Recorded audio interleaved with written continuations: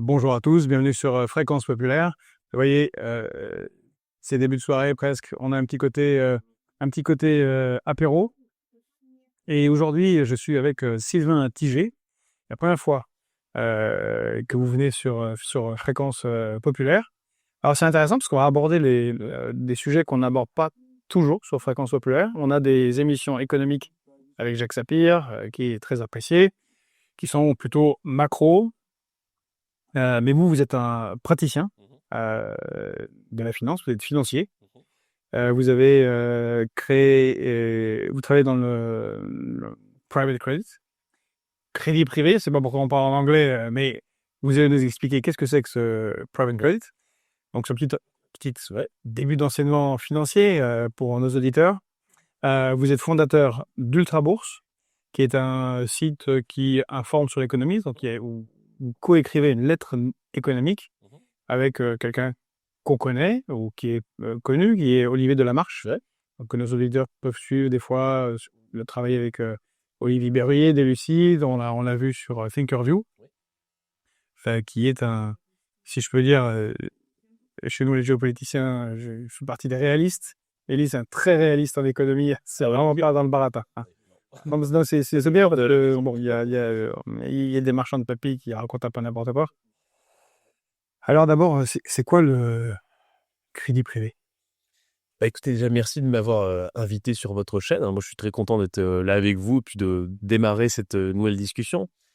Le private credit en anglais et crédit privé en français, ça n'est rien d'autre en fait que le marché de la dette pour les entreprises. Ça consiste en fait, si vous voulez, à financer des PME, des entreprises, de l'économie réelle, à la place, si vous voulez, de la banque. Alors en fait, on peut se demander pourquoi est-ce que c'est pas les banques qui prêtent aux entreprises? Pourquoi est-ce que les entreprises vont se financer auprès d'acteurs privés? C'est très simple. Après la crise financière de 2008, la réglementation bancaire a changé. D'accord. Il faut aux banques aujourd'hui de plus en plus de fonds propres, de capitaux, d'accord, mobilisables pour effectuer une activité de prêt. Je vous donne un exemple concret. Imaginons que avant la crise financière de 2008, pour prêter 9 euros, il fallait peut-être 50 centimes. Aujourd'hui, il faut 1 euro, 1,50 €. Les chiffres sont pas, les ratios sont pas forcément bons. Mais c'est pour ça que j'ai dit 2008, subprimes, crédit subprimes, et après il y a BAL 3. Donc, c'est la règle. BAL 1, 2, 3. Donc là, en fait, le meilleur. Exactement. Le système financier se remet en question et se dit, mais qu'est-ce qui s'est passé? On coupe le levier, on augmente en fait, si vous voulez, les banques avaient des modèles de risque interne.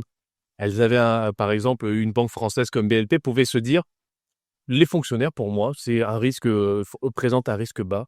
Je leur demande très peu de garanties pour leur prêter de l'argent. Et les chefs d'entreprise qui ont telle entreprise, c'est un peu plus, donc je demande plus d'argent de collatéral.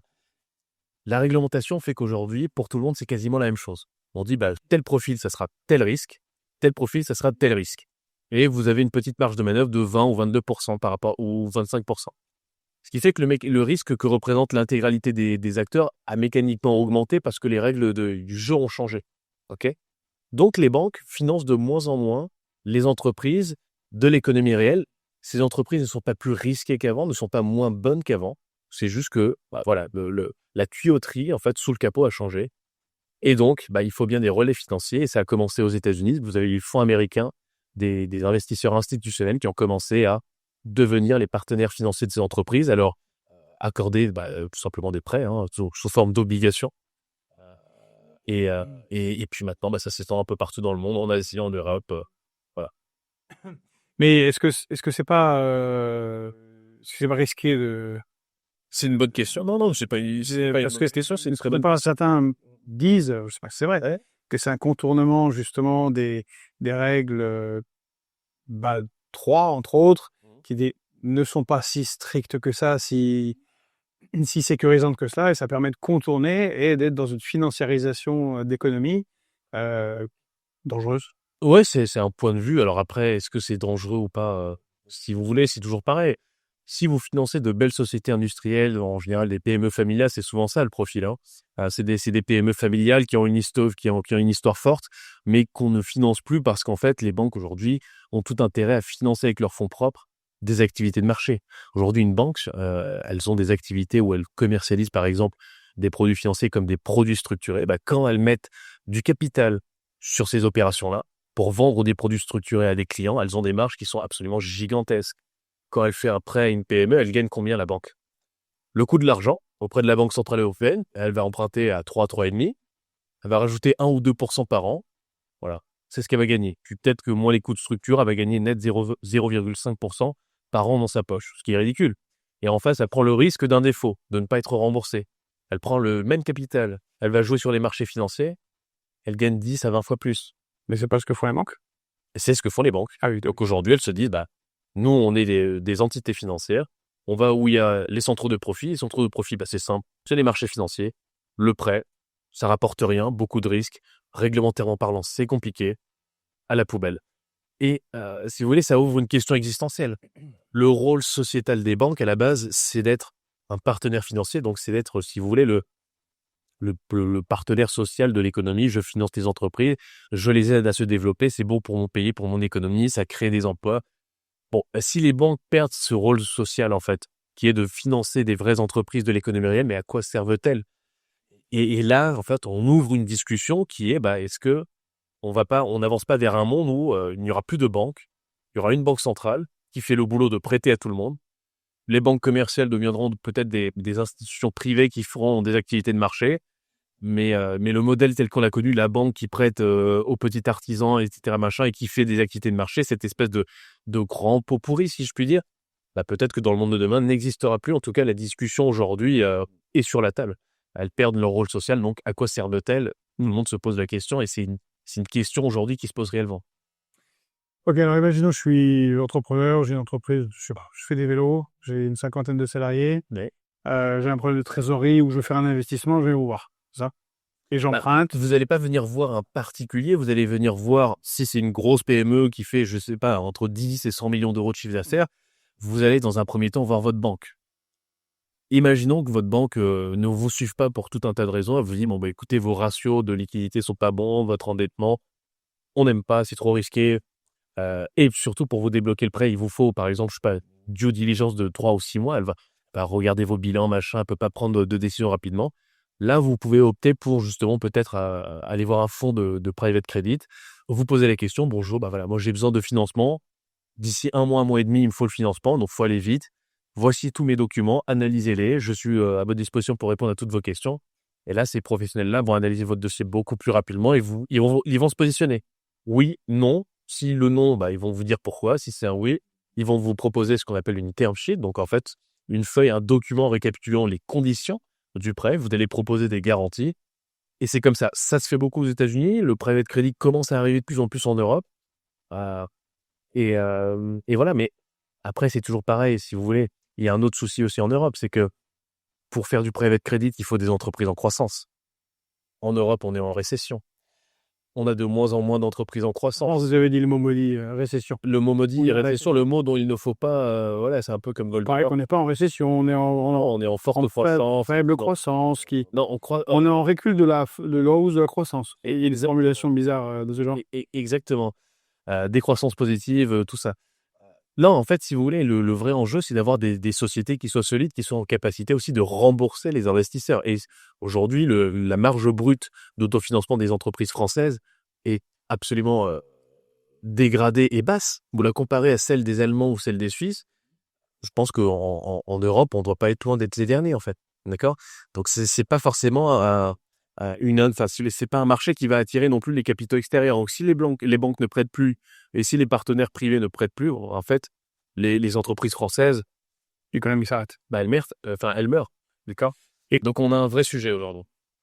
Et en parlant justement des dettes d'entreprise, parce qu'on parle souvent de la dette d'État, qui est considérable. On a 3 000 milliards, 3 400 milliards. Oui. Même 3 500, j'ai l'impression. Enfin bon, on n'est pas loin. Bon, ça c'est en vrille. C'est hors de contrôle. Les intérêts de la dette sont terrifiants. Et on parle moins des cumuls des dettes d'entreprise. Les PGE non, mais les PGE, les dettes des entreprises, voilà. Et les dettes d'État. Et puis, en fait, sont très élevées aussi. Oui, alors après, contrairement aux Américains, nous, en France, on est quand même pas trop mal lotis, dans le sens où les Français ont un stock d'épargne absolument gigantesque. Hein. On est littéralement les écureuils de l'Europe. Non, à la limite, sur l'endettement des ménages, ça reste, je trouve, cohérent, hein. Si vous comparez un Français à un Américain, il y a pas photo. On est les bons élèves, ils sont les mauvais élèves et c'est d'ailleurs ce qui fait réellement peur. Je sais pas si vous avez vu, en fait, les propositions de nos économistes, et ministres et intellectuels français. Ils vous disent: «La France est surendettée, mais nous avons un actif, l'épargne de nos ménages et on pourrait potentiellement utiliser cette épargne improductive pour financer des projets d'État». Et en fait, qu'est-ce qu'ils vont faire comme d'habitude? Ils vont lorgner sur la propriété privée pour dépenser n'importe comment sans aucun contrôle. Et une fois qu'on aura flambé et vendu les bijoux de famille, que nous restera-t-il? Pas grand-chose. Oui, cette épargne, elle se concentre beaucoup dans les assurances vie en France et L'immobilier à l'assurance vie. ça sert surtout parce que je parle de celle qui est dans l'assurance vie, ça sert surtout à financer l'économie américaine, puisqu'en fait, de facto, c'est de l'investissement Alors, c'est une bonne qui remarque. profite aux États-Unis. C'est une bonne remarque. Il y a 2 choses. Donc, vous aviez un rapport de Tirole et Blanchard, il y a quelques années, qui expliquait, en fait, au gouvernement qu'il y avait de l'argent en France sur 2 grands supports. Premier support, l'assurance vie. Deuxième support, l'immobilier. Ce qui permettait au gouvernement de se dire, bah, c'est très simple, si demain j'ai besoin d'argent, je vais piquer sur l'immobilier, impôt sur la fortune immobilière. Et aujourd'hui, l'assurance vie, qu'on va, à mon avis, tacler de plus en plus, qui sera, à mon avis, la prochaine cible. L'assurance vie, aujourd'hui, la majorité des assurances vie des Français sont investies en fonds euros. Les fonds euros, c'est le financement de la dette française. C'est-à-dire que quand un Français met de l'argent sur une assurance vie, en général, l'unité de compte, d'accord, donc la chose sur laquelle son capital est investi par son banquier, son gestionnaire, que sais-je, son assureur, une grande partie, c'est des fonds euros, donc on refinance la dette de la France avec l'argent des Français. D'accord. Le vrai sujet qu'on a sur les assurances vie, c'est qu'aujourd'hui, la situation budgétaire de la France n'est pas bonne. Est-ce que la France sera en situation de rembourser réellement les fonds prêtés? Si oui, à quel taux? Voilà, en fait, on a un risque systémique. Et donc, les gens qui mettent tout leur capital sur des assurances vie fonds euros, bah, prennent le risque de potentiellement un jour tout perdre ou alors de voir leur capital bloqué lors de retrait. On peut très bien dire, hein, ça existe avec le dispositif Sapin. En cas de crise, je peux bloquer les retraits sur les assurances vie, limiter le montant qu'on peut retirer, voire même rembourser, renflouer l'assureur ou la banque avec les fonds qu'il y a sur le contrat. Donc, de sérieuses questions légitimes commencent à se poser. Enfin, c'est même pas commence. Elles se posent déjà depuis des années, mais je pense que les gens doivent commencer à réellement, aujourd'hui, réfléchir différemment sur ces sujets-là. Alors, je détourne un peu, genre, regarde les marchés, l'état des marchés aujourd'hui. Si on pense à cette question de l'assurance vie, est-ce que selon vous, on pourrait imaginer un mécanisme d'État Mmh. qui ferait de la banque publique d'investissement des, une sorte de banque qui pourrait concentrer Comme la les avoirs, justement la BPI, mais vraiment concentrer les avoirs des Français, Oui. les rémunérer correctement et s'en servir pour des investissements productifs, et qui rapportent Alors, lourd et long. c'est plus ou moins la thèse de la BPI. La BPI aujourd'hui, donc la Banque publique d'investissement, son métier, c'est effectivement de gérer un stock d'épargne et de le placer dans l'économie réelle, dans les startups, etc. Bon, ça c'est dans les faits. Enfin, c'est en théorie. En théorie. Dans les faits, c'est toujours pareil, si vous voulez, j'ai du mal avec cette idée de centraliser. Alors, c'est une tradition qui, je sais, est ancestrale, hein. En France, depuis le cardinal de Richelieu, on a cette habitude de tout centraliser à Paris, entre les mains de quelques puissants qui sont censés être un peu omniscients et mieux savoir que tout le monde, opposés au régionalisme. Ça a marché avec Richelieu et De Gaulle. Alors, Richelieu, oui, De Gaulle, oui, mais quand on regarde, c'était des parenthèses. La décentralisation, le modèle. Alors, je sais que c'est pas nos amis, hein, c'est plutôt des protestants et on est, nous, dans une société plutôt de culture catholique, mais les Allemands qui sont très décentralisés, très organisés en Länder et qui sont très pour, justement, une économie régionale, locale. Bon, il y a quand même un côté pragmatique, de bon sens, où je trouve que gérer une économie, gérer, en fait, si vous voulez, un canton, ou que sais-je, vous l'appelez comme vous voulez, à l'échelle locale, les ressources et les investir correctement de façon locale, c'est quand même plus efficace que de demander à quelqu'un à Paris de dire, bah voilà, dans le Périgord, vous devez faire ça. Alors que le mec n'a jamais mis les pieds dans le Périgord. Et donc, si vous voulez gérer les deniers de Français qui sont un peu partout et de dire, bon, bah voilà, à Paris, nous, on connaît tout. On sait exactement où il faut investir, où il ne faut pas investir. J'ai du mal avec cette idée. Et puis, les faits nous donnent plutôt raison sur cette thèse. Les résultats ne sont pas là. Malheureusement, l'argent public est aujourd'hui massivement détourné. Lorsqu'une entreprise marche bien, vous regardez EDF, au final, on arrive à la saboter avec des détournements de fonds, avec des marchés publics, on ne comprend pas les dépenses qui sont réalisées. Parce qu'elle n'est pas du tout gérée par l'État. Bah, Elle a été sabordée, EDF. c'est toujours pareil, c'est-à-dire que Et c'est-à-dire qu'on force EDF. l'État construit des joyaux, puis ensuite, les hauts technocrates, avec leur bande de copains, prennent contrôle du joyau, le démantèlent, se le vendent entre copains avec des petits arrangements de polichinelle. Puis nous, on se retrouve au milieu un peu comme des cons. Voilà, c'est un peu l'histoire de la France depuis l'après-général de Gaulle. Mais si on prend l'exemple. L'État stratège, je suis d'accord, je vois où vous voulez en dire. C'est bien, mais c'est bien si on a des moines, ce qu'on appelle des moines, je ne sais plus comment appeler ça, Charles Gave, Oui, c'est ça, des moines politiques, c'est-à-dire que des moines Charles soldats. de Gaulle, c'est pas Emmanuel Macron. Voilà. Il nous faut à ce moment-là des moines soldats, c'est-à-dire des gens qui n'ont pas que l'argent au fond de leur cœur. Alors je peux comprendre, moi je suis financier, moi j'aime bien l'argent, mais il y a aussi d'autres choses que l'argent. Hein. C'est pas une fin, c'est un moyen. Mais il nous faut à ce moment-là des vrais leaders comme Charles de Gaulle et autres, des moines soldats qui ont d'abord l'État et ensuite le reste. Vous souvenez, hein, de Gaulle réglait l'électricité qu'il consommait, enfin sa femme qui tenait. C'est quand même fou. On a un degré d'intégrité qui est quand même, c'est du jamais vu. Ça, c'est le genre de choses qu'on a envie, mais on n'a pas. Il y a plusieurs dizaines de milliers d'euros de notes de coiffeur. Cadre de. Parfois, comme se coiffe beaucoup à l'Élysée. Mais bon. Vous avez d'ailleurs actuellement un scandale. La brigade, le parquet national financier anticorruption là, qui est en train de perquisitionner l'Élysée parce que il y a une seule société d'organisation qui, depuis 20 ans, organise tous les événements. Voilà, je veux dire, je pense que sous De Gaulle, ça ne serait jamais arrivé. Et c'est ce que je pense, hein, l'intégralité des Français, qu'ils soient de gauche, de droite, du milieu, ce que vous voulez, hein, vous les nommez comme vous voulez, c'est ce qu'on a tous envie, en fait. On a tous envie d'avoir des moines soldats à la tête de l'État et des gens qui aiment le pays. Pour vous apporter la contradiction, j'ai sur l'Allemagne. Bien sûr, non, mais allez-y. C'est vrai qu'on c'est un peu l'image d'Épinal, les lenders, la cogestion. Mais on oublie que eux, c'est encore pire que Berlin. Ils ont Bruxelles et ils ont Francfort. Donc, ils ont imposé à toute l'Europe un euro marque qui convient à leur industrie et qui s'impose à tous. Ah non. Et puis, ils ont à Bruxelles beaucoup plus de lobbyistes et ils prennent ça beaucoup plus au sérieux que les Français et qui mènent y compris des politiques commerciales internationales au service de l'Allemagne. On le voit avec... bon, ok, alors c'est pas au niveau de l'Allemagne, c'est encore pire, c'est au niveau de l'Europe. Il n'y a même pas de contradiction parce que je suis d'accord avec vous. C'est ce que je disais dans un papier. À voir à Paris, dans gens qui gèrent. Non, mais dans un papier, je disais, l'Allemagne a pris sa revanche de 39-45 et ils ne nous ont pas annexé via une puissance militaire, via des soldats, ils nous ont annexé avec une monnaie.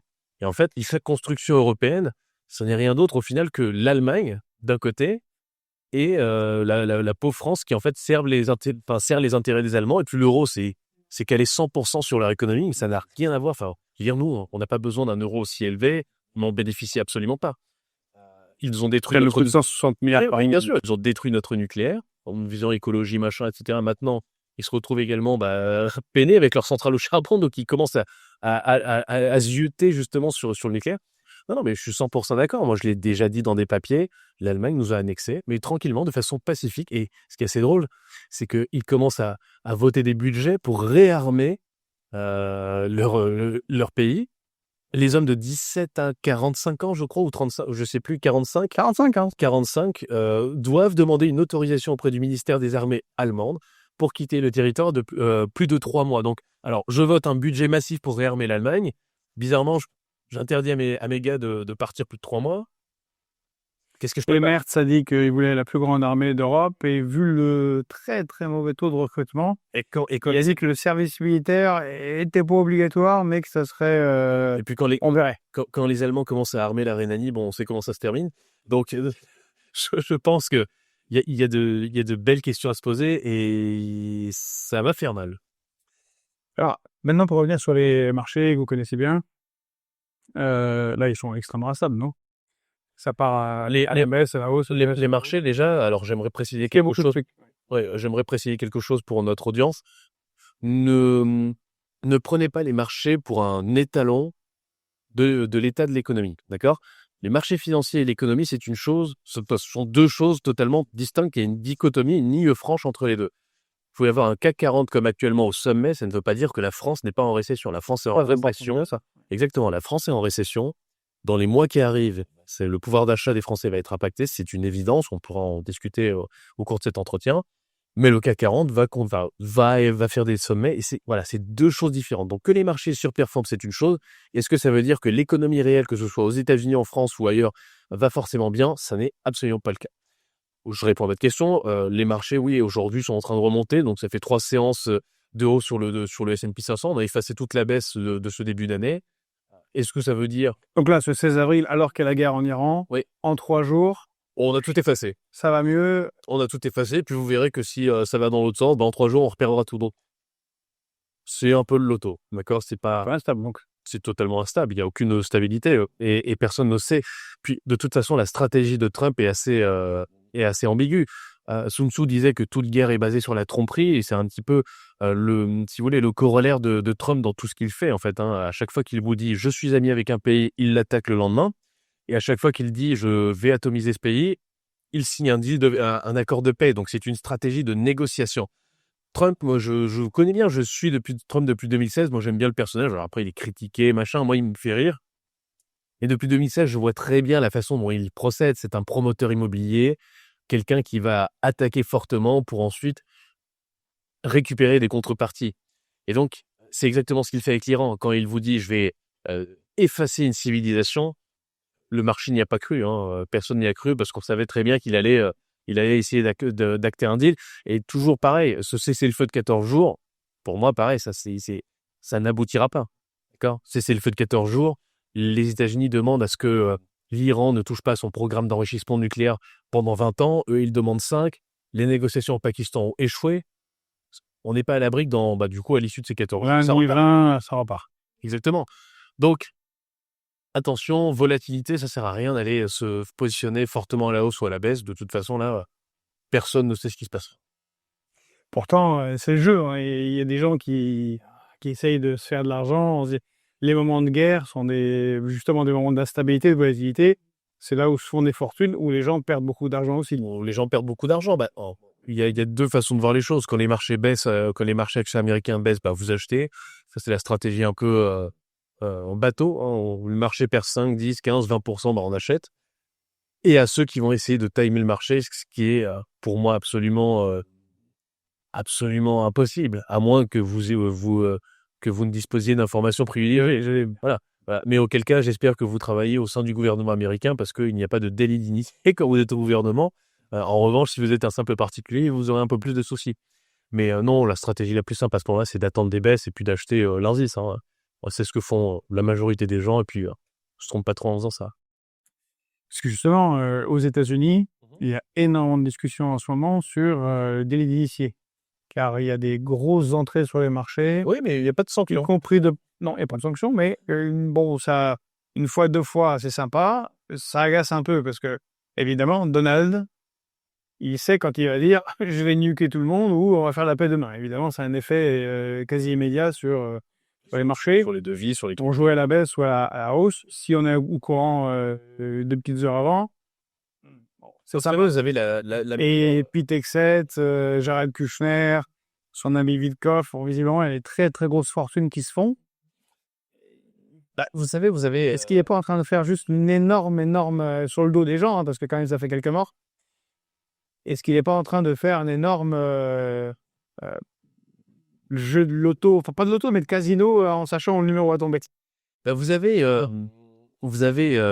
le meilleur ou la meilleure investisseur du monde qui s'appelle Nancy Pelosi. Je ne sais pas si vous connaissez. Donc, est toujours vivante. Politicienne américaine, exactement, qui départ une modeste carrière de politicienne, gagne 100 200 000 $ par an et puis qui finit avec je ne sais plus combien, 80 millions de patrimoine ou je ne sais combien à l'issue de sa carrière. meilleure tradeuse de l'histoire. Aucune sanction. D'accord? Donc, bon, il y a En effectivement même temps, des... c'est le Congrès des États-Unis. En général, on rend congressman en dessous des 100 000 $ en caisse Voilà. et on sort millionnaire. Voilà. Donc, bon, il y a un sujet, il y a un vrai sujet, je pense que de façon culturelle, bon, il y a une culture du je pense qu'aujourd'hui, effectivement, aux États-Unis, Where the sky is the limit. voilà, exactement, il y a plus de limite. Donc, mais sur le dos de qui ils le font au final? Bah, les Américains, en général, ils essaient de les mettre un peu au courant, hein. Quand on regarde Trump, à chaque fois, il disait quoi acheter, quand acheter. Il y avait même un type qui disait son mandat, c'est le mandat du peuple. C'est-à-dire que c'est vrai qu'effectivement, quand il a été élu, je ne sais pas si vous vous souvenez, en fait, si vous lisiez ses tweets, vous saviez plus ou moins où il fallait aller. Il disait, bah, plus globalement, là, il va se passer ça, ça, ça. On savait plus ou moins quoi acheter. Il faisait un peu croquer tout le monde, c'est assez drôle. Bon, là, effectivement, depuis quelque temps, on comprend pas trop. Mais non, je pense qu'il le fait plutôt sur le dos des investisseurs internationaux, à la limite. Hein, et les Américains, ils ont accès à un certain panel d'informations. Le cercle proche, à mon avis, un peu plus. C'est les Américains, quoi. Enfin, je vais te dire, ça doit très probablement se passer en Europe. Hein. Mais à une autre échelle. En Europe, on négocie des contrats à plusieurs milliards d'euros sur du matériel médical, des vaccins, sans aucune transparence de qui a gagné quoi, et sans aucune explication sur comment a été attribué le marché. Ça arrive aussi. Mais c'est un autre type de délit d'initié. Hein, voilà, c'est pas en bourse, c'est des arrangements entre copains. Très sévère. Donc, si vous voulez, j'ai C'est le New York Times qui a déposé plainte contre donc, Ursula j'ai quand même, von der Leyen. j'ai quand même l'impression, si vous voulez, que quand vous avez des puissants, et c'est un peu le corollaire de tous les puissants, c'est qu'en fait, c'est une constante. J'ai l'impression que si vous voulez, le moine soldat comme Charles de Gaulle qui ne s'enrichit pas sur le dos de l'État ou qui n'use pas de sa fonction pour des raisons personnelles, c'est une exception plutôt que la règle. Oui, mais là, il y a deux écoles. Il y a ceux qui considèrent que, bon, vous avez des incorruptibles absolus, je le concède, c'est rare. Ah, c'est ce qu'on Mais en général, le peuple accepte des dirigeants qui, bon, mettent un peu dans les poches. Si le pays va bien, non, mais si le pays va bien, tout s'améliore, oui. ça va aller.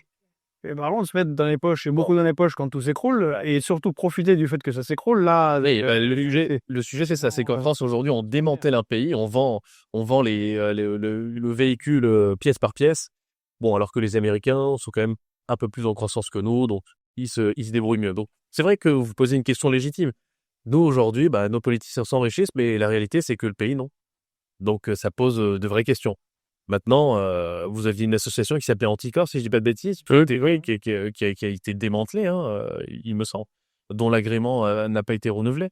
Si, mais après, il a été renouvelé. Alors, Il a été renouvelé après. ils sont attaqués à M. Alexis Kohler. Donc, vous voyez, c'est compliqué. Aujourd'hui, je pense que la transparence en Europe et notamment en France est radicalement attaquée. Il y a une vraie chute des institutions, il y a une vraie chute de la confiance des Français vis-à-vis de nos institutions, et ça va mettre peut-être des décennies à se regagner, parce qu'aujourd'hui, les Français n'ont plus confiance. Enfin, moi, personnellement, j'ai plus confiance. Je sais pas pour vous, hein, mais les gens autour de moi n'ont plus confiance. Beaucoup ne vont plus voter. On a un taux d'abstention record auprès de ma génération. Les gens qui ont entre 30 et 40 ans ne vont plus voter. Il reste les anciennes générations, 50, 60 ans, qui y croient encore. Et là, aujourd'hui, c'est compliqué. Il nous faut un vrai changement. Alors, même si les marchés financiers sont partiellement décorrélés de l'économie réelle,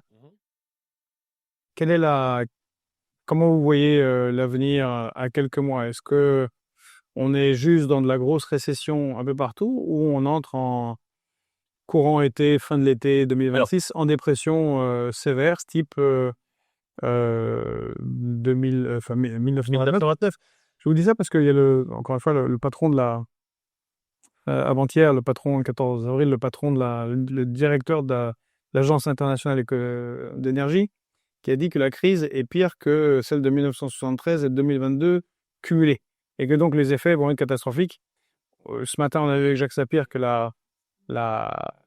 on termine nos réserves de pétrole le 15 mai. Oui, On va avoir des 12 mai. Bon, on est bientôt à la fin du stock. Comment vous le voyez? Vous voyez la dépression, ou vous voyez... Alors, j'ai une lecture assez limpide. Moi, c'est un parti pris. Après, je vous l'expose. Notre audience se fera sa propre idée et je compte sur eux pour faire C'est une chance exacte et parfaite, ça serait faire indépendance d'esprit. Non, mais moi, je n'ai pas peur de me positionner. 3 choses. premier élément, le bluff de Trump vis-à-vis des Européens. Alors, Trump a dit aux Européens, notamment à Emmanuel Macron, n'hésitez pas, mes chers amis, à utiliser vos réserves stratégiques de carburant, de gaz, de pétrole. Ce conflit se terminera d'ici 2 semaines. Emmanuel Macron nous annonce dans la foulée, c'est très bien les amis, on va ouvrir les stocks et les réserves stratégiques. Vous aurez un prix à la pompe qui sera plus ou moins, on va dire, maintenu à 2 euros et quelques. De toute façon, vous manifestez plus. Vous allez payer les 2,20 € avec 1,30 € de taxes et vous la fermez. Et ça n'a posé de problème à absolument personne. Ça a un peu piqué, ça gueule un petit peu. Mais bon, vous avez raison, globalement, ça passe. Je vois pas de Français dans la rue en train de pleurer. Et le vrai sujet... sujet... Les agriculteurs sur le diesel, les marins pêcheurs... Oui, mais bon, le sujet, c'est que c'est une véritable entourloupe parce que Donald Trump a tout intérêt à ce que nous dilapidions nos stocks pour une raison qui est très simple. Une fois qu'on aura dilapidé nos stocks, quelles sont nos options? La Russie, mais la Russie, avec qui nous nous sommes fâchés, sur qui nous avons mis un embargo, et dont on achètera probablement l'énergie au travers d'intermédiaires, soit l'Inde, qui va prendre une marge de peut-être 15-20%, soit la Turquie, en passant par Turkstream, soit en passant par je ne sais qui. On parle même des Américains qui pourraient reprendre Nord Stream, le remettre en état, et nous vendre du gaz russe, qui serait bon. Avec une marge, ça serait magnifique, ça. Alors là, ça serait vraiment marqué pigeon sur notre front. Sinon, l'autre alternative, ça serait, tiens, j'ai des alliés. En Amérique du Nord, des Américains. Les Américains se proposeraient généreusement de nous ouvrir le pétrole de schiste et le gaz de schiste qu'ils produisent, pétrole de schiste qui est rentable à partir de 80 $ le baril. Oh, ça tombe bien. Le pétrole cote 90, 100, voire même avec les primes de risque, beaucoup plus. C'est rentable pour les États-Unis. Donc, n'allez pas chez vos méchants Russes. Venez chez nous, les Américains. On a du pétrole de schiste à vous vendre. Ce qui est assez paradoxal d'ailleurs, cher ami, parce que on nous demande de faire preuve de sobriété énergétique. Faites pipi sous la douche. Pensez à l'écologie. Col roulé. De col roulé. Par contre, ça ne dérange pas d'aller acheter du pétrole de schiste américain. D'accord, qui est... On rappelle que Ursula von der Leyen, oui, qui est poursuivie par le New York Times aux États-Unis pour ces histoires de tweets, des SMS, tweets de SMS avec patron de Pfizer. Ce que vous disiez tout à l'heure, comment ça se fait négocier, à quel prix, qu'est-ce qui... Bon. Oh, Donc un petit levier de pression sur Madame von der Leyen venant des États-Unis. Et en juillet dernier, 2025, elle a signé un accord qui est une sorte de capitulation, dont une des aspects, c'est l'achat sur 3 ans de 750 milliards d'hydrocarbures aux États-Unis. Et tout le monde avait dit à l'époque, mais il n'y a même pas 750 milliards. Et ce qui est intéressant, c'est qu'il a été malin, le Donald, pour le coup. Il n'est pas complètement débile. Oh, il a plus intelligent. Il n'a pas signé un volume. Il a signé des milliards. Oui. Or, là, maintenant, quand tu es à 60, ça aurait été à autre chose, le stock serait réduit. On redit, un stock de barils. Oui, bien sûr. Et là, on y arrive. Je pense, et c'est pas loin, les 150. Et comment est-ce qu'on va faire, à votre avis? C'est toujours pareil. On va émettre de la dette. Donc, on va dévaluer le stock de monnaie. Alors, c'est très bien, vous allez me dire, ça permettra de calmer un peu la situation budgétaire de la France. On va émettre de la monnaie, etc., machin, mais on va dévaluer l'euro. On va le trouver où, cet argent? 750 BCE plus. Le problème, c'est qu'on a les mécanismes européens interdisent de faire de la dévaluation de cette manière. La BCE est censée être indépendante. La BCE, et ce qu'elle va faire, elle va émettre, c'est toujours pareil, elle va vous faire un grand programme de rachat d'obligations souveraines, d'États souveraines. Elle va racheter des obligations d'État françaises, allemandes, elle va refinancer tout le monde, comme ça tout le monde pourra combler ses déficits à bas prix en faisant baisser les taux. Donc nous, ça nous permettra peut-être de survivre quelques années. Le corollaire, c'est que, la contrepartie, excusez-moi plutôt, ça va être de sacrifier la valeur de notre monnaie. Et puis toujours pareil, j'aimerais bien, j'ai vraiment envie de comprendre la logique en fait de tout ça.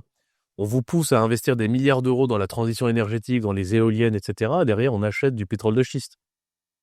Aucun intérêt. On vous dit ne roulez plus en diesel, achetez des véhicules électriques, pétrole de schiste. D'accord? Donc, on a un vrai problème aujourd'hui, mais je pense terre rare, cuivre. Terre rare, les Français s'en rendent compte. Je pense qu'on n'est pas loin de la crise sociale, parce que là, en fait, il faut qu'on en parle ensemble.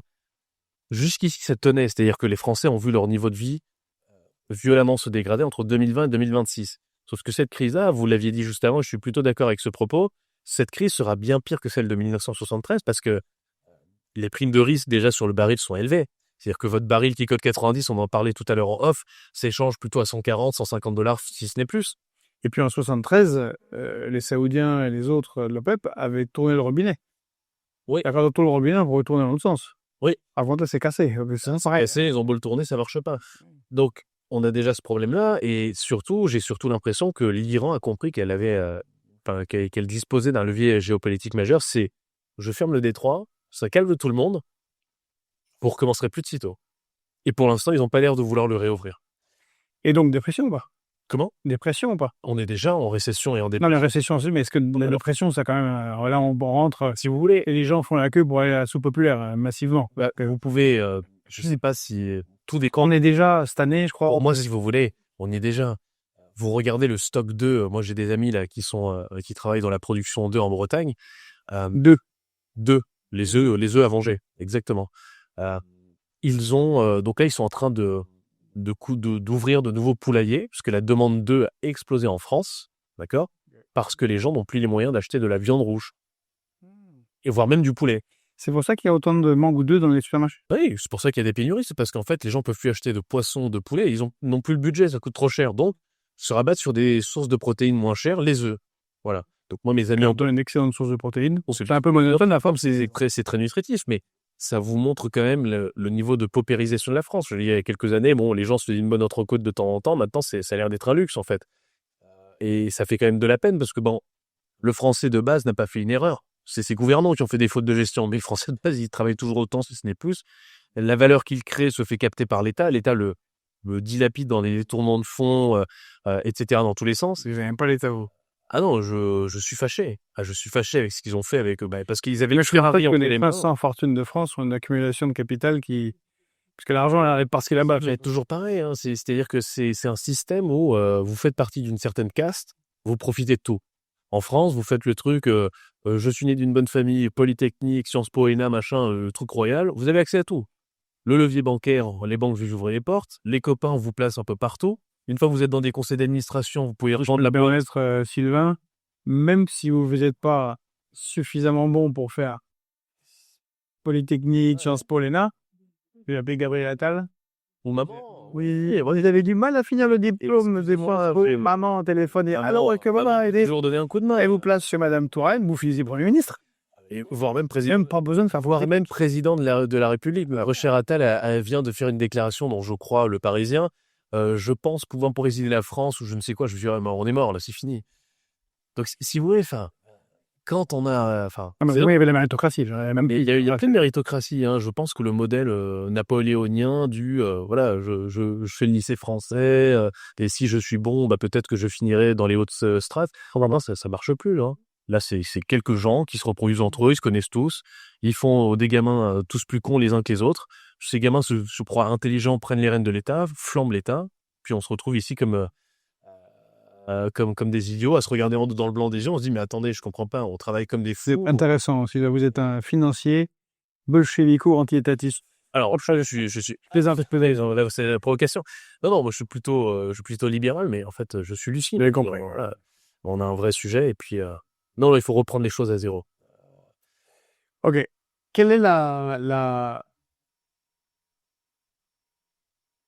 Prenons... alors, je dis à Jacques Sapir, qui est souvent des émissions sur fréquence populaire, et il écrit depuis le début du conflit, les conséquences du conflit à un niveau macro.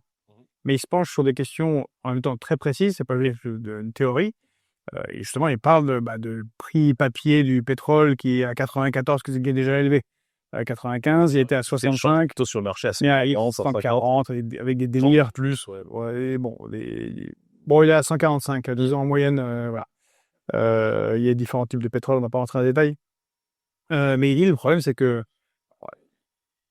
nos gouvernants, en tout cas, ne se rendent pas compte, pour le coup, puisqu'ils sont incapables, visiblement, des conséquences avec des effets exponentiels, des 35% d'engrais qui sont bloqués, de l'urée qui est bloquée, de l'hélium sur les microprocesseurs, et puis du choc chimique. Il nous a parlé de choc chimique, qui n'est pas encore arrivé complètement dans la sphère publique, qui est que plusieurs des très très grosses usines pétrochimiques sur place, en particulier en Arabie Saoudite, soit ont été fortement abîmées, soit enfermées, et qu'elles produisent des composés, enfin des dérivés du pétrole, qui rentrent dans tout, dans les téléphones, dans les plastiques, dans les costumes, une micro, enfin quasiment partout, les lunettes, Donc, et que la chaîne de valeur, ça va avoir une petite manque pendant 3 mois a fait que le produit final ne peut pas être fait parce qu'il n'y a pas de remplacement immédiat et que c'est un effondrement sévère qui peut tomber. Et donc, comment vous voyez, vous qui connaissez les marchés, parce que les actions, bon, c'est un peu décorrélé, et même beaucoup décorrélé de l'économie. Et si tout à coup, l'entreprise, je sais pas, je n'importe quoi, Afflelou, qui fait des lunettes, alors ça marche bien parce que les gens ont besoin de lunettes, et puis tout à coup, en fait, on peut plus faire les lunettes parce que il nous manque tel polymère. Et Alors, il y a un vrai sujet. Le problème, c'est que, toujours pareil, on cherche du bon sens là où il y en a plus. Enfin, sur les marchés cotés aujourd'hui, c'est d'ailleurs pour ça, moi, je fais du marché coté. du bon sens, Parce que sur les marchés cotés, en fait, on est sur un marché d'idiots. Enfin, il faut dire les choses. Pour moi, en tout cas, c'est pour ça que je vais rarement en bourse. Là, j'ai pris une position en bourse, là, il n'y a pas longtemps. J'ai acheté une boîte de private credit parce que je connais, c'est mon industrie. Très belle boîte américaine. C'est ma seule position. Pourquoi? Parce qu'en fait, en réalité, quand vous regardez les indices aujourd'hui, le Dow Jones industriel, le S&P 500, etc., tout monte parce qu'il y a 4, 5, 6, 7 valeurs qui montent. Des valeurs qui sont technologiques. Voilà, c'est tout. Hein, Google, Meta vous annonce un truc sur l'intelligence artificielle, bah tiens, ça draine du capital, ça monte. Mais peut-être qu'il y a 400 entreprises qui se prennent la récession et une baisse de la consommation, mais on s'en fout. Comme l'IA monte. de même comme il y a Lockheed Martin, Lockheed Martin, Raytheon, Thales, comme c'est la guerre, exactement. ça part en vrille. Exactement. Mais en fait, ça cache, c'est l'arbre, Oui, c'est le gros arbre, c'est le baobab qui cache la forêt. exactement. Et donc, si vous voulez, en fait, c'est toujours pareil. Sur le fond, nous, on a forcément raison, d'accord, en disant qu'effectivement, il y aura une récession, que la consommation a baissé, mais ça ne se traduira pas en bourse par des chutes violentes comme ça a pu être le cas quand les marchés étaient normaux. C'est-à-dire que quand j'ai commencé ma carrière en finance de marché en 2015, et on va dire que j'ai commencé à regarder la bourse quand j'avais 11-12 ans, moi, très jeune, hein, 11-12 ans, j'avais quel âge? 2004, 2005? À l'époque, c'était beaucoup moins, on va dire, algorithmique. Il y avait plus de bon sens. Et des humains derrière, qui passaient des heures déjà derrière les salles de marché. Donc, des baisses de consommation, vous aviez des baisses d'indices. Enfin, c'était à peu près logique. OK? 2008 est passé, les marchés sont devenus de plus en plus algorithmiques. Là, aujourd'hui, post-2020, c'est n'importe quoi. Vous avez beau avoir une récession, tout monte. Ça ne veut plus rien dire. Donc, si vous voulez, sur le fond, vous avez totalement raison. Hein. Le fait qu'il y ait une perturbation des chaînes logistiques, le fait que le pétrole va coûter cher, le fait que le fret aussi, le fret explose. Aujourd'hui, pour faire passer un tanker, ça coûte très cher. Les primes d'assurance représentent jusqu'à 1% du coût du voyage. C'est n'importe quoi. Alors, Le diesel dans les camions qui amènent les produits au supermarché, donc inflation. voilà. Donc, les réserves, elles vont être foutues. Il faut trouver du pétrole rapidement, on va le payer très très cher. Les chaînes de transport, même en passant par le Cap de Bonne-Espérance, ça rajoute 2 semaines, 2 à 3 semaines de temps de trajet. Donc pareil, ça va se payer à un moment donné. Tout ça, ça fait que le Français moyen va perdre du pouvoir d'achat. Ses produits vont coûter de plus en plus cher. Il va se prendre une inflation dans les dents, il va rien comprendre. L'État va sûrement y mettre de la dette parce que de toute façon, l'État ne sait faire que ça. Du coup, son euro vaudra moins. Puis en plus, son État va se surendetter à des taux à 3 et quelques %. Pareil, il faut trouver l'argent pour rembourser la dette. Comment on fait? Et les marchés, paradoxalement, seront tout en haut. C'est à n'y rien comprendre. Je veux dire, et c'est ça qui va se passer. Hein. La bourse va monter, mais paradoxalement, nous, on sera dans la... Et la bourse peut pas faire un crash comme en 29 où c'est la panique tout à coup. Ça n'existe plus. Ça n'existe plus. Enfin, regardez. À chaque fois, on ne peut pas avoir cette panique où les gens mangent leur chapeau. Et... super, parce qu'on aurait pu acheter des actions pas chères, mais regardez ce qui se passe. À chaque fois que vous avez une crise forte, comme en 2020, dès que vous avez le mécanisme des coups de circuit qui fait que dès que la bourse américaine, française, machin, que sais-je, baisse de plus de 5%, hop, premier coupe-circuit, et puis si ça rebaisse de 5%, deuxième coupe-circuit, la séance est suspendue, on reprend que le lendemain. Donc en fait, le jeu est mécaniquement truqué. À la baisse, on peut pas baisser beaucoup. À la hausse, ça monte à l'infini, pas de problème. Alors vous me direz, c'est tant mieux. En vrai, quand on comprend ça, on comprend la logique. Il suffit juste d'acheter l'indice, on attend. Je trouve ça un peu stupide, mais globalement, c'est un peu ça qu'il faudrait faire dans un monde théorique. Moi, je le fais pas parce que j'arrive pas à trouver de sens là-dedans. Ça devient oui, c'est les gens qui ont un peu d'argent, les gens aisés, ils ont 500, mais je sais pas, 1,5 million. Si les gens veulent ils achètent l'indice, puis bon. Si les gens veulent faire gagnant. Alors s'ils ont 500 000, mettre 500 000 en bourse, faut être fou. Peut-être 50 000 maximum, 10% sur le portefeuille. Mais s'ils veulent jouer leur truc, ils peuvent le jouer comme ça, effectivement. Moi, je trouve que c'est dur de trouver du sens dans ce genre d'investissement. Okay, moi, j'aime bien aussi comprendre ce que je fais. J'aime bien qu'il y ait un minimum de logique. Quand on paye un indice, on paye des valeurs tech. On paye des valeurs tech déjà très très hautes. Après, voilà, chacun met le curseur où il veut là-dessus. Donc, deux réponses en deux temps. Un, oui, les Français vont vivre une récession. Enfin, on la vit déjà, mais elle va s'aggraver. Oui, les prix des biens de consommation vont coûter de plus en plus cher. Oui, le coût du fret va augmenter. Mais non, ça ne se traduira pas par une baisse massive sur les indices parce que les marchés sont truqués. C'est ça le paradoxe dont il faut parler. En fait, les gens vous disent il y aura récession, tout va baisser. Ça, c'est le logiciel des gens qui pensent comme en 29. Oui, dans un marché non truqué, non financiarisé comme il l'est, et puis avec une méthode de calcul logique. Mais là, aujourd'hui, le marché, toutes les données sont truquées en fait pour maintenir les choses à la hausse. Donc, vous avez raison sur le constat.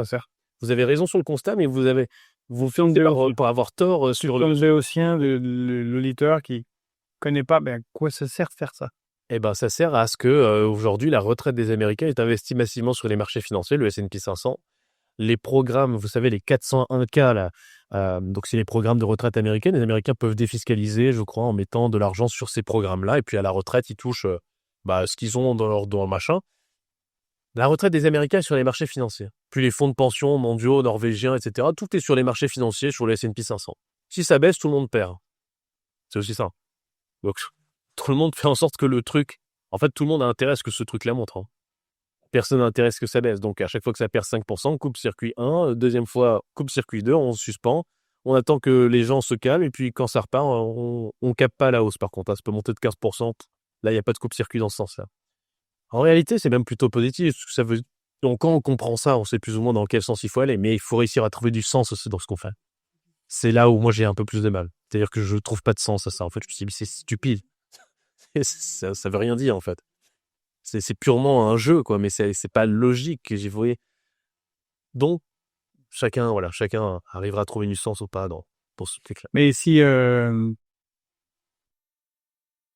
que l'économie réelle ne veut pas s'effondrer à un point tel que même avec les systèmes de coupe-circuit, ça n'a tellement plus aucun rapport, n'a plus aucun sens avec la réalité, que même là, ça s'effondre.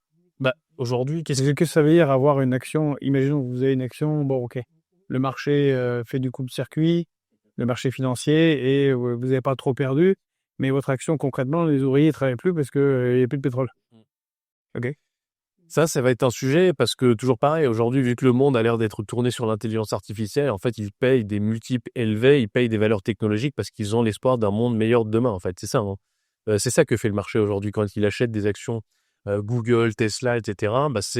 J'achète le fait que il y a plein de problèmes dans ce monde, mais en gros, les robots vont tout résoudre. Je simplifie, hein, mais c'est un peu ça. Non. Et donc, en fait, ils vous disent, ouais, ok, vous avez beau ne plus avoir de boulot dans l'industrie, mais nous, on pense que l'IA va tout changer demain.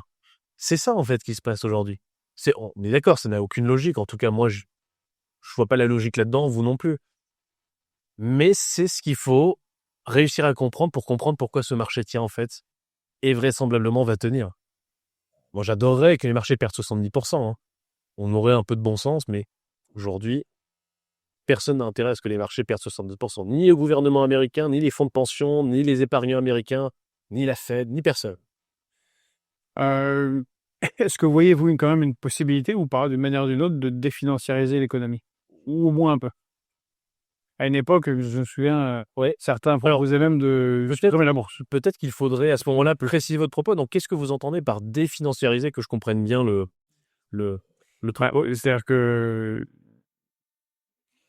les échanges financiers, intra-financiers, c'est 98-99% des échanges mondiaux, et 1 ou 2% sont les échanges réels de matières, de produits manufacturés, de services. Et donc, il y a une déconnexion totale entre les échanges financiers et la réalité. Donc, est-ce qu'on ne pourrait pas avoir du mal beaucoup plus puissant, c'est-à-dire revenir aux années 60 et 70, où être banquier, c'est un métier un peu ennuyeux, on est moins bien habillé que vous, on est un peu en gris, on est un peu à Genève, c'est un peu tristounet, et les gains sont très limités.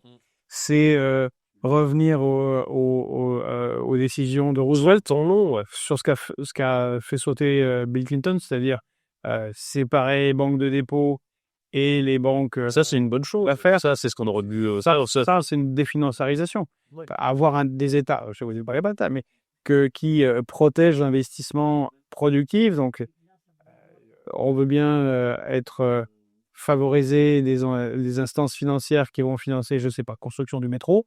Et puis celles qui jouent sur la hausse de ceci ou de cela, bah tant pis, c'est le cas, on les aide. Si vous voulez, c'est pas forcément un problème de système. Je pense qu'il y a aussi un gros problème culturel parce que en France, ou en Italie, par exemple, si on vous dit que c'est l'État qui décide de combien, voilà, qu'on finance un métro, automatiquement, qu'est-ce qui va se passer? On le sait déjà.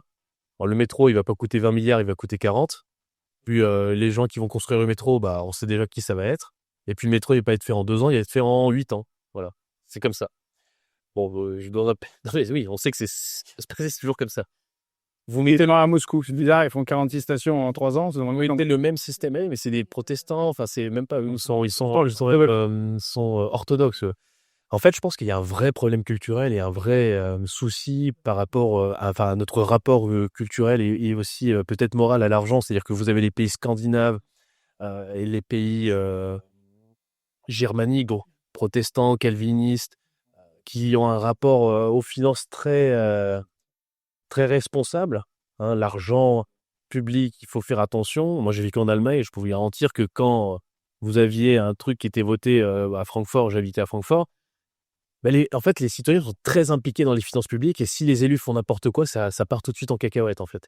C'est-à-dire que c'est pas comme chez nous où, en gros, on se dit, bon, la mairie, ils ont voté ça, ils ont construit, je sais pas, pour un parc pour X millions, on s'en fout, ou ils ont nettoyé la Seine pour 1 milliard, bon, c'est pas grave. Hein, c'est de l'argent littéralement jeté dans les toilettes, c'est pour le coup. Je me permets de rappeler que l'Allemagne, avec toute cette belle culture, c'est le pays qui a ravagé l'Europe dans son ensemble. Alors attention. Qui a pillé, par exemple, l'or de la Grèce. Alors moi, je l'ai jamais rendu. Et puis, comme elle a tout bien cassé au-delà de ce que pourrait faire le plus nul de nos le gouvernement, je comprends. On va mendier dans le monde entier, évitons notre guerre, supprimer notre dette. Et c'est ce qu'on a fait en 1945. Là. Ben, vous ne devez rien. Alors, ça, donner des leçons avec ce passé, quand même. Non, mais ça, si vous voulez, c'est deux choses différentes. Leur rapport aux finances et la façon dont ils se comportent sur la scène politique internationale, je pense que c'est deux choses différentes. Oui, mais c'est une manière de se financer tout à fait intéressante. Il y a ça et les autres. Après, donner des leçons. Ce que je veux vous dire, c'est que eux, ils ont un rapport aux finances publiques qui est différent. Après, ce qu'ils en font, bah oui, ils ont ils ont eu une volonté de domination, ils l'ont peut-être toujours un peu cachée. Bon, bah ça, après, ça c'est leur truc. Mais regardez les pays du Nord. Vous aviez en Islande, par exemple, une politicienne qui avait payé, je ne sais plus, 17 € de course avec l'argent public. Elle a été limogée. Donc, vous pouvez mettre le meilleur système au monde, en fait, dans un pays où on n'a pas une culture de la propriété privée ou commune, je veux dire sacrée. En soi, même le meilleur système du monde, on sera un peu, bon, c'est l'argent de tout le monde, on s'en fiche. Il y a un vrai sujet culturel, je pense qu'il y a un vrai sujet culturel et il y a quelque chose. Alors après, toujours pareil, et ça c'est vrai qu'il y a il y a un vrai enjeu. Je pense qu'il faut le rapport à l'argent, le rapport au temps, le rapport à la propriété privée est très profondément ancré aussi dans la société vis-à-vis de nos différentes religions. Et donc en fait, c'est vrai que dans la religion catholique, c'est plutôt une religion généreuse, d'accord.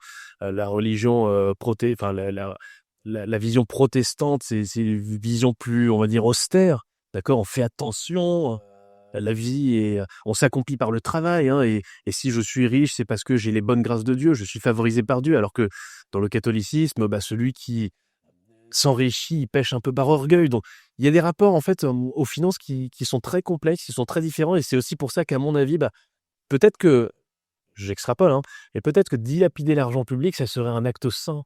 Ça serait ne pas faire preuve d'orgueil en fait dans l'esprit collectif catholique. Alors que chez les protestants, faire attention à l'argent, c'est faire attention à Dieu.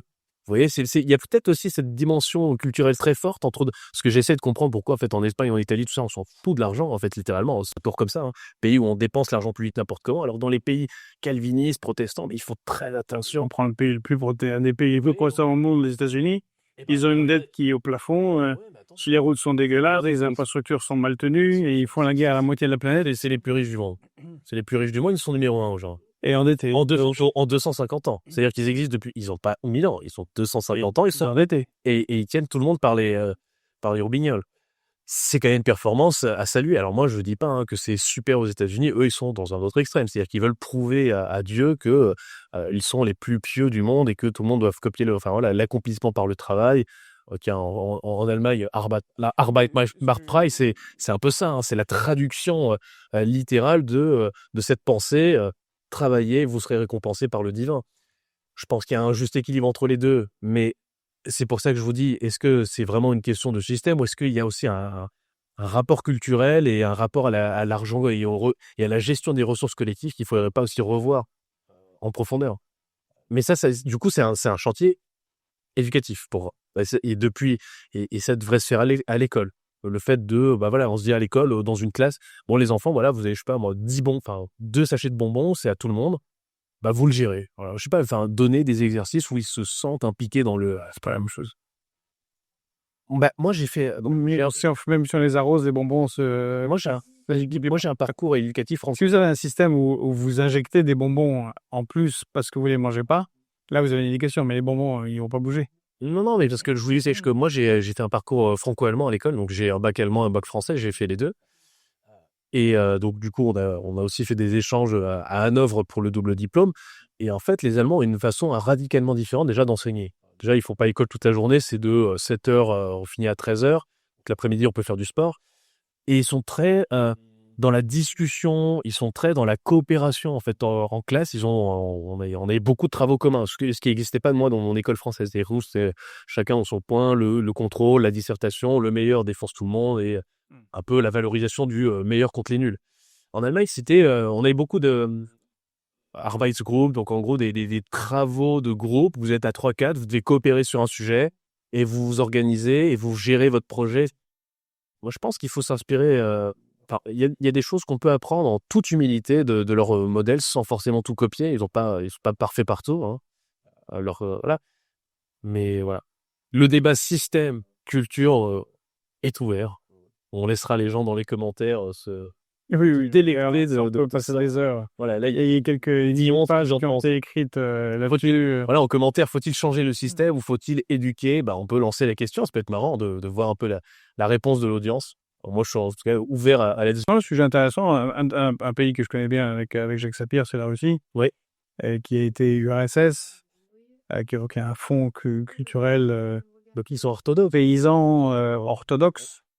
Et donc, c'est encore plus champagne que les catholiques, mais ce qui aurait expliqué ceci et cela, la gabegie. Mais là, maintenant, il y a un État très centralisé, Ouais.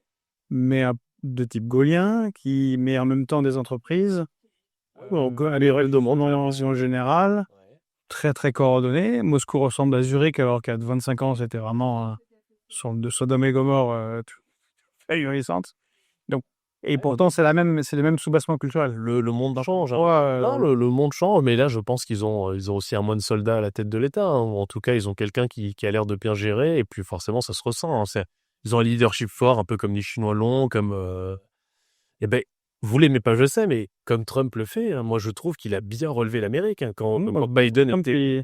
Il casse l'Alliance Atlantique avec une efficacité que personne n'aurait pu faire. Il a dit qu'il veut sortir de l'OTAN. Il a dit que ça ne sert plus à rien, et je trouve que ce serait une bonne chose pour nous. On va peut-être enfin réfléchir par nous-mêmes. Vous me direz, réfléchir par nous-mêmes quand on a Macron à la tête de l'État, est-ce que c'est une bonne chose?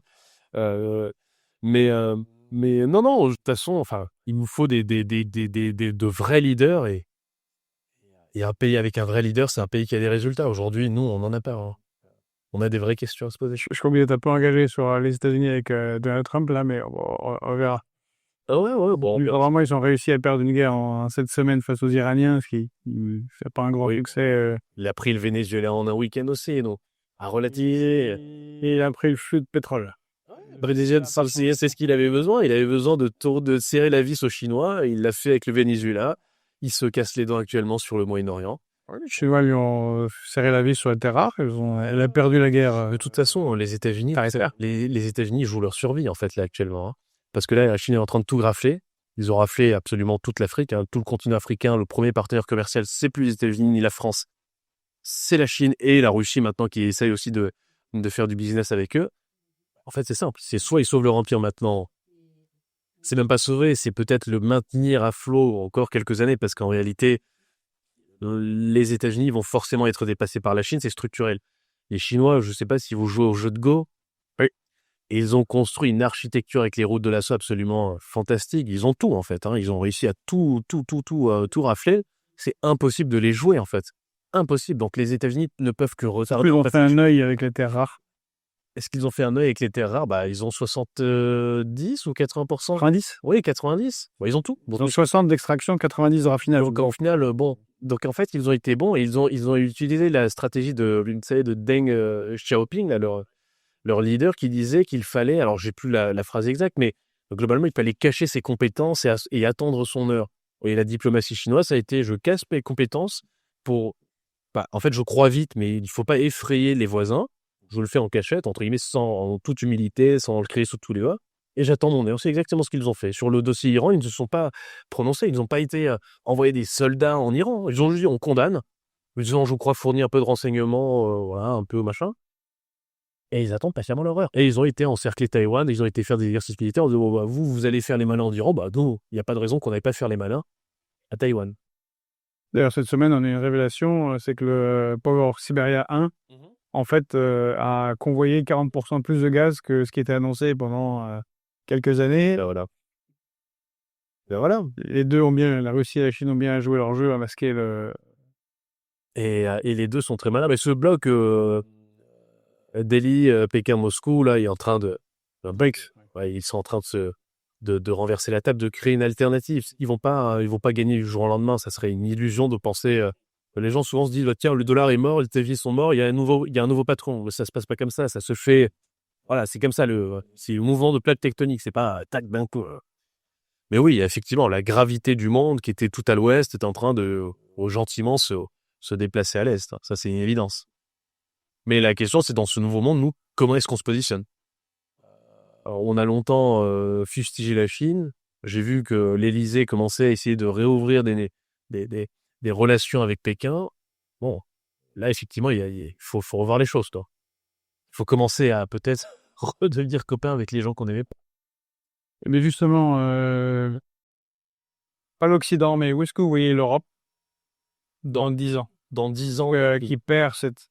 L'Europe a été la puissance dominante du monde pendant 5 siècles. Elle a fait les États-Unis de facto, même s'ils se sont dégagés, mais il y a le bloc occidental qui est parti, qui souffre, surtout en Europe. Comment vous voyez... Donc, horizon 2036, alors, il y a beaucoup de choses qui ont changé d'ici 2036. Hein. Déjà, le poids démographique. 2036,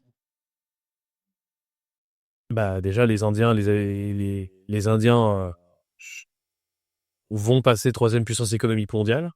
Donc, déjà, ça y est, ça s'est fait. 2036.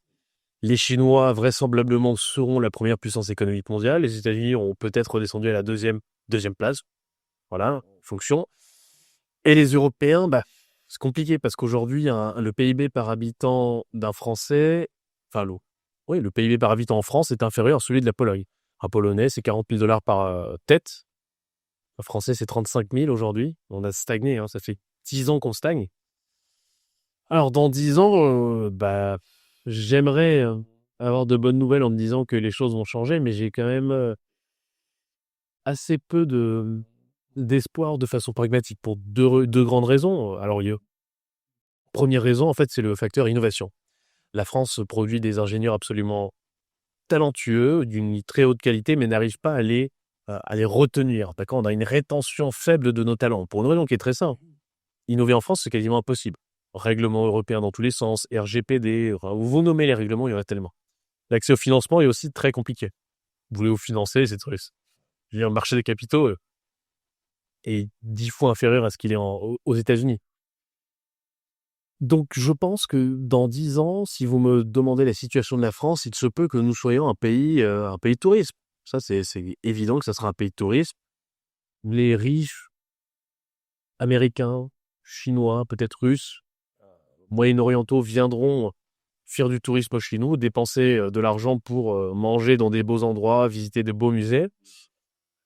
Mais on n'aura pas d'industrie. On n'aura pas d'industrie, la réglementation ne va pas en ce sens. C'est déjà un peu le cas. Hein. Voilà, c'est plus le cas, l'énergie coûte beaucoup trop cher. Le droit du travail est trop compliqué et la réglementation trop compliquée. Donc, ça, c'est mort.